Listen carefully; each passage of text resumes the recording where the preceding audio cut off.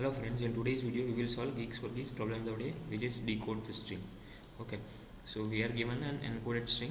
The task is to decode it. The encoding pattern is the currency of the string is given at the starting of the string, and each string is enclosed by square brackets, right? So let me take one example. This is the second one, 3 B 2 C. Okay, so we are given like this string, right? So how would we decode it? See, what it means that CA needs to be repeated by twice. So this is twice. Now it would be integrated with B, and this entire string is repeated thrice. So that means BCA, CA, BCA, CA, and BCA, CA is our answer, right? So this is the solution for this problem. But how would we solve that? This is a very big, I would say, hurdle. So see, whenever you are given some bracket sequences or like something like that, the first thing that should come to your mind is using stack, right? Because using stacks we can easily iterate towards the see, once I reach a closing bracket, I can then iterate towards the back, and then I can form my resultant string, right? Using stack, that would be a very good approach. So how would we solve this? Let's see. uh, till I see a closing bracket, till I see a closing brace, I will continue to push everything in my stack, right? So whether it is an opening brace, or is it a digit, or is it a character, whatever, I would push it in my stack, right? Now after this point, at this point, I have pushed all of these elements. Now I am seeing a closing brace. Now whenever I see a closing brace, what I will do, I will pull out the characters, okay, in a same fashion, right? So what is my string? CA. Let me name this temporary string as result, or I would say here result. Let us name it as result. So my result string now stores CNA, and CNA are both popped out, right? Means I will pop out the characters, pull out characters till I see a opening brace, till I see an opening brace, right? Now I have seen an opening brace, hence I would break out from the loop, and I would also pop this opening brace. Now I definitely know that there is a digit existing in my next position, right? So I need to extract that digit also. So let me extract the digit in some string called num. Okay, so for now it would be 2, correct? So now my 2 is also popped. Now the main thing comes into picture. See, my resultant string already has C and A present, and my num is equal to 2, means I need to repeat this string twice, correct? So it is already present once, so that means I need to append it only once. It is already present once, that means I need to append only once. So I would decrement my num value, and then in my, let's say, I need to maintain one temporary string. Let me name it tt is equal to result only. Now I would append result plus equal to tt while while my nums num, okay, and I would decrement my num correspondingly, correct? See, why I am doing this, why I am maintaining a temporary string tt, that is very important. Why? Because see, if I do this while num, and I would do result plus equal to result, this would change my answer. Why? See, initially result is C and A. Now after once iterating, my result is CA, correct? Now let's say if num was 3, okay, assume that num was 3, then in the next step my result would be CA, and CA, because now my resultant string is this, right? I am appending it again on the back, right? But this is the wrong answer, right? Because if num is 3, then that means my result should be CA, and CA, right? This one only, this one should be my correct answer, but instead I would get this, which is wrong, correct? So that is why I am maintaining a temporary string, okay? So it becomes somewhat messy over here, yeah. So see, once I have formed my temporary string, resultant string, yeah. So my resultant string now is CA for this case, right? I have popped out 2 also, correct? Now in the next step, what I would do, see, I would push this string again in my stack. Why I am doing so? See, rather you could also maintain one resultant string called answer, and then you could push it in answer also. But if we maintain in the stack only, then it would be a great approach, right? So definitely now my stack would be, see, I have popped out till 2, 3, see, assume that this is my big stack. Now I have 3 open brace and B, right?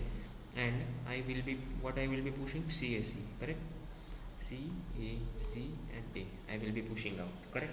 Now when I'm iterating on the string, see my still last character was left, right? My last character was this only, probably 3B 2 CA. Yeah, see last character is again my close brace, so again I am seeing a close brace. So I would pop until I see all of the characters, pop until I see a open brace, correct, in my resultant string. So after doing the above operation, I would make my resultant string again to be empty, correct? After pushing the resultant string again in my stack, I would make my resultant string empty, because it could be used again, as I am assuming it is a temporary string.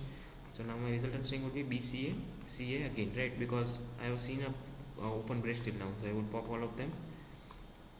I would also pop the open brace, correct? Now my num is 3, correct? So now I have already one occurrence of that number, so I would decrement that to 2, correct? And then I would see, as I told you, I would maintain one temporary string to be BCA CA only, and then I would increment. I would append my TT string to my result. How many times? Twice.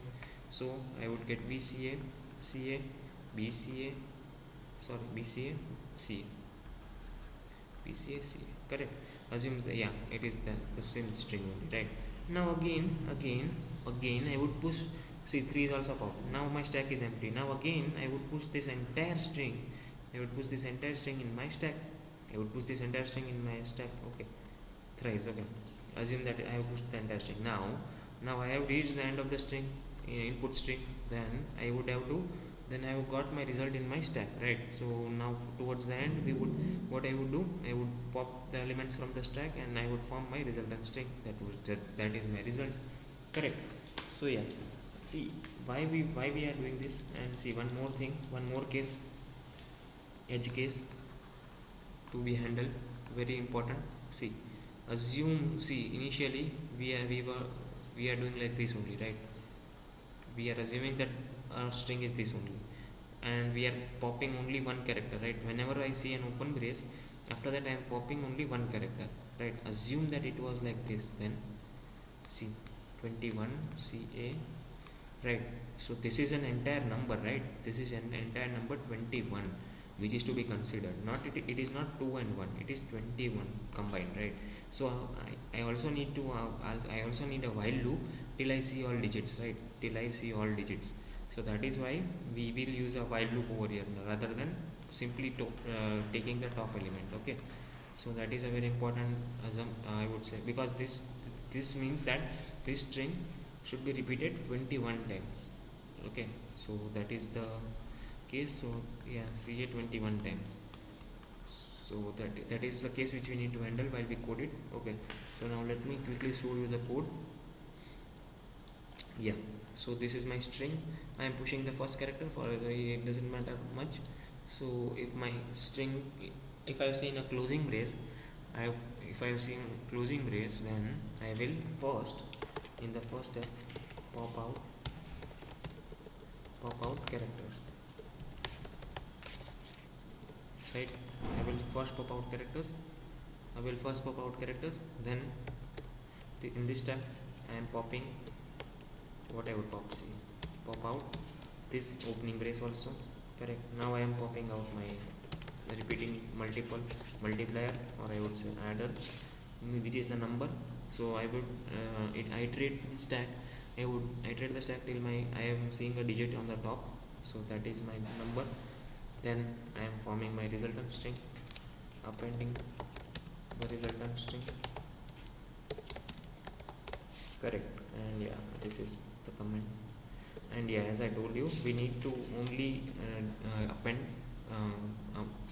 k minus 1 times, right? So if my k is 21, then I would append only 20 times, because I have one occurrence already present. And yeah, as I told you, I will be taking temp, and this is also what I have explained you in the case why I am taking temp variable. And finally I would push everything in my stack, every result, the resultant string in my stack, and again my resultant string would be empty. And if I am not seeing a closing brace, simply I would push it, and finally whenever my string is over, I would have my resultant in my stack, correct? So that is I will pop it So yeah, I will share the code in the description below, and do not forget to subscribe to the channel and like the content, and if you have any doubts comment it down, I will surely explain you again. Thank you for watching.